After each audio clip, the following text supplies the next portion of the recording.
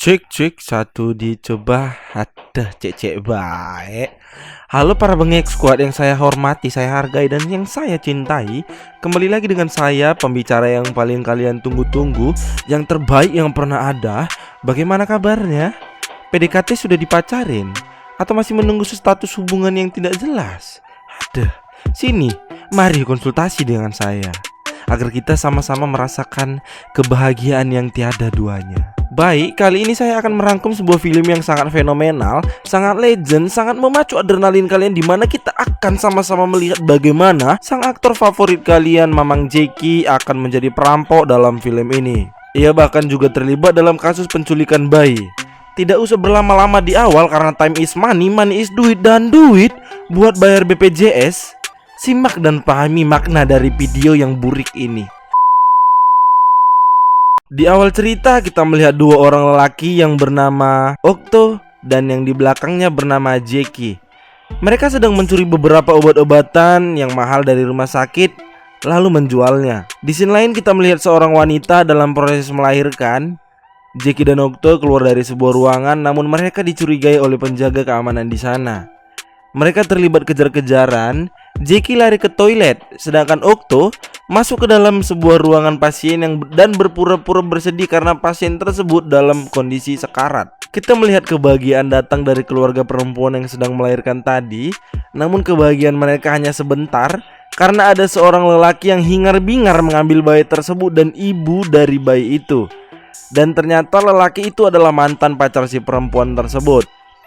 Lelaki itu depresi karena mantannya tidak mau menikah dengannya dan malah menikahi pria lain. Lelaki tersebut membawa mantan pacarnya dan seorang bayi, namun karena terdesak, ia pergi dan hanya membawa bayinya saja.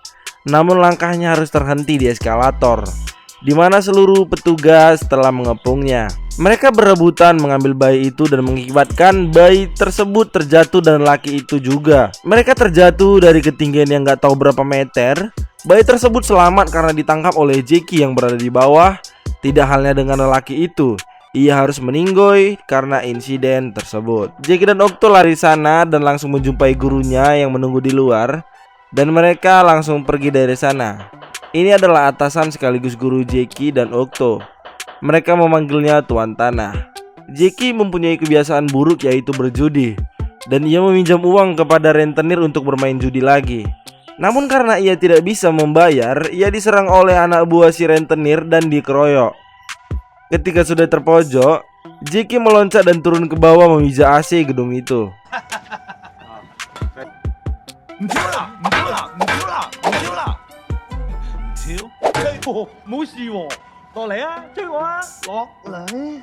Ini adalah istrinya Okto yang sedang memergoki Okto sedang selingkuh.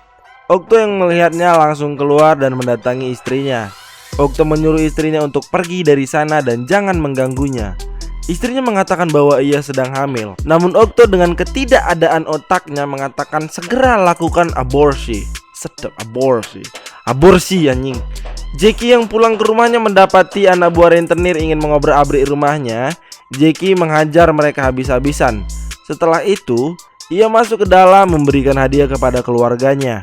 Dan fakta terungkap bahwa ayahnya tidak menyukai sosok Jeki yang tukang judi, karena ayahnya mati-matian menyekolahkannya dahulu.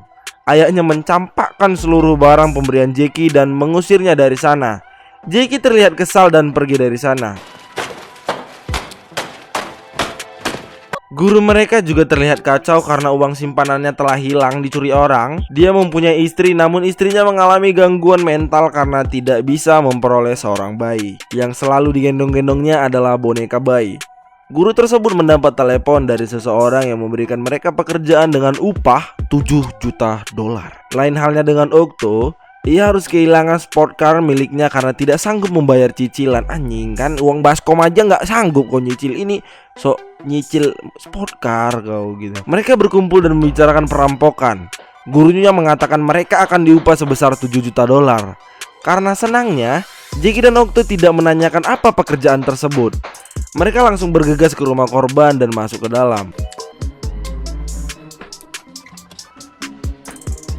Jeki terlihat kesal karena pekerjaannya adalah menculik seorang bayi. Terjadi keributan di antara mereka yang mengakibatkan alarm di rumah itu berbunyi dan mereka langsung lari keluar. Sesampainya di luar, Jeki memarahi gurunya karena tidak mengatakan pekerjaannya. Namun gurunya malah mengatakan, "Kau tidak membiarkanku berbicara sepatah kata pun karena kau terlalu berambisius dengan total uangnya." Gurunya juga bercerita dengan mengenai kondisi istrinya dan uangnya yang hilang. Dengan penuh rasa simpati dan aimtri, Jeki dan Okto tidak punya pilihan lain. Mereka langsung bergegas pergi dari sana dan di saat di perjalanan, Jeki dan Okto tidak punya pilihan lain. Mereka langsung bergegas pergi dari sana. Dan saat di perjalanan, mereka dipotong oleh beberapa mobil. Karena keras kepalanya, Okto tidak membiarkan mobil yang di belakangnya lewat. Si guru mendapatkan telepon dari pamannya. Ternyata pamannya berada di belakang mereka. Karena ugal-ugalan, mereka terdeteksi melakukan pelanggaran berkendara dan dihentikan oleh polisi. Karena Okto tidak memiliki SIM, mereka bertukar posisi. Ada sebuah mobil juga di belakang mereka, namun lari karena membawa senjata. Si guru tidak menyia-nyiakan kesempatan ini karena mereka membawa seorang bayi di dalam mobil. Namun mobil mereka malah masuk ke jurang. Okto dan Jeki disuruh pergi, sementara ia sendiri harus ditahan di kantor polisi. Jeki dan Okto mau tidak mau harus merawat bayi tersebut. Karena tangisan anak tersebut, istri gurunya datang dan mereka berusaha untuk menyembunyikan anak itu. Karena sudah saya bilang, sangat terobsesi mempunyai anak. Tanpa sadar Jeki memutar mesin cuci yang dimana bayi tersebut berada di dalam mesin cuci itu. Dengan segala cara mereka merawat bayi itu, menghibur bayi itu, dan mereka juga bersedia ikut ke pelajaran cara merawat dan menggendong bayi. Keseharian mereka dihabiskan hanya untuk merawat bayi itu selagi guru mereka sedang ditahan di kantor polisi selama 2 minggu. Ini adalah orang yang memberikan tugas kepada mereka untuk menculik bayi itu. Apa tujuannya? Nanti kita akan mengetahuinya. Keesokan harinya, Jeki dan Okto didatangi oleh anak buah si mafia yang menginginkan bayi tersebut. Mereka menghajar para anak buah tersebut hingga bengek dan langsung kabur dari sana.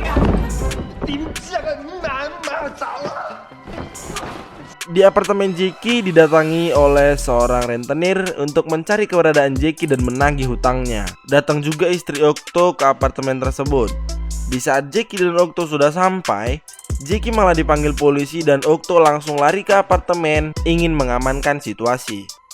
Namun sesampainya di dalam, Okto malah memarahi istrinya dan mengusir istrinya dari sana. Anjing gak tuh?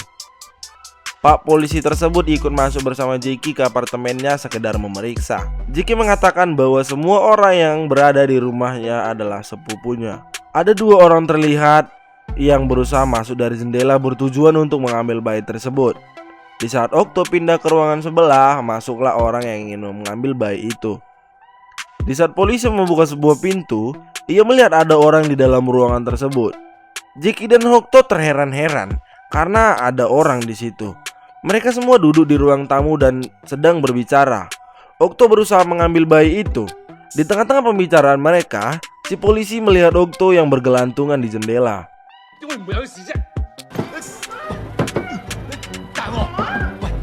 Jeki memberikan bayi itu kepada Okto dan bersembunyi. Sementara Jeki dan polisi terlibat baku hantam dengan anak buah mafia. Di saat semua anak buah telah bengek, si polisi berusaha memborgol Jeki namun gagal. Di saat Jeki dan Okto sedang berlari, ada sebuah mobil yang ingin menabrak dan keranjang dorong si bayi tersebut sangkut di belakang mobil. Jeki mengejarnya menggunakan mobil dan Okto naik Gojek.